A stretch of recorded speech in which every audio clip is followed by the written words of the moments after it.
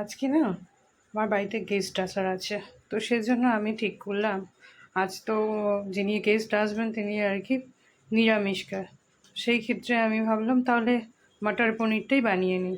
তো ঝটপট রেডি করে নিলাম, সেজন্য পনিরটা কেটে তাড়াতাড়ি করে কেটে নিয়েছি।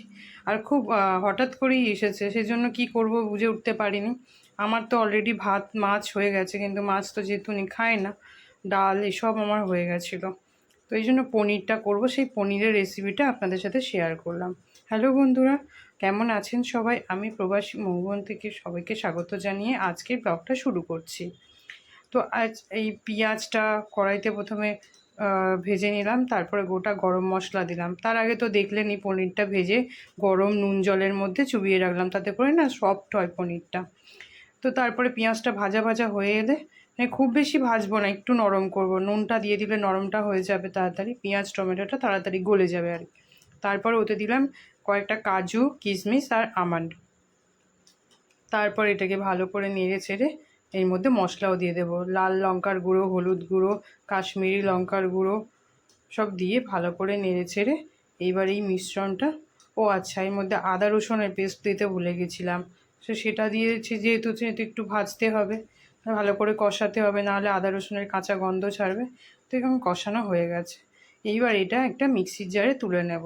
তার আগে একটু ধনেপাতা দিয়ে দেবো। ধনেপাতাটা দিয়ে বেশি নাড়বো না চাড়বো না, তাহলে যে গন্ধটা সেটা চলে যাবে। এবার মিক্সিতে তুলে নেব, নিয়ে একটা পেস্ট বানিয়ে নেব।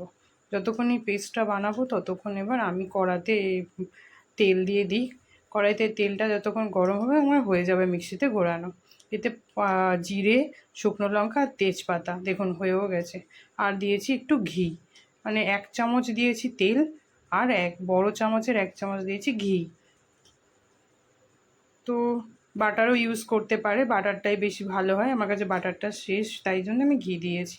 তারপরে মশলার পেস্টটা দিয়ে ভালো করে কষতে হবে। মশলাটা যতটা কষা হবে তার উপরেই নির্ভর করছে মটর পনির কেমনটা স্বাদ হবে। তারপর একটু নুন মিষ্টি দিয়ে দিলাম, দিয়ে গরম মশলা দিয়ে দিলাম, দিয়ে আবার ভালো করে কষবো। তেল ছাড়তে শুরু করলে তখন মটরটা দেবো। মটরটা আগেই আমি ধুয়ে রেখেছিলাম, কারণ এটা ফ্রোজেন মটর, তো একে আর সেদ্ধ করার দরকার নেই। তারপরে কসুরি মেথি দিয়ে ভালো করে তাকে কষিয়ে নিলাম। এখন এইভাবে কষিয়ে এইটা তেল ছাড়তে থেকেছি। এবার পনিরটা দিয়ে দেবো। পনিরটা অনেক সফট হয়ে গেছে, তাই বেশি ফোটানোর প্রয়োজন নেই। আর এর মধ্যে নুনটাও ঢুকেছে, খেতেও ভালো লাগবে। একটুখানি ওই যে মশলার বাটি ছিল তাতে আরেকটু জল দিয়ে ওইটুকুই জল দেবো, বেশি জল দেবো না, ব্যাস এইটুকুই জল, কারণ পনির অলরেডি নরম হয়ে আছে। এবার একটুখানি ধনেপাতা ছড়িয়ে সার্ভ করে নেব। তো তারপরে খাওয়ার জন্য অলরেডি 10টা বাজে। এবার মানুষ এসেছে, তাকে তো খেতে দেওয়ার তাড়া থাকে, তাই না?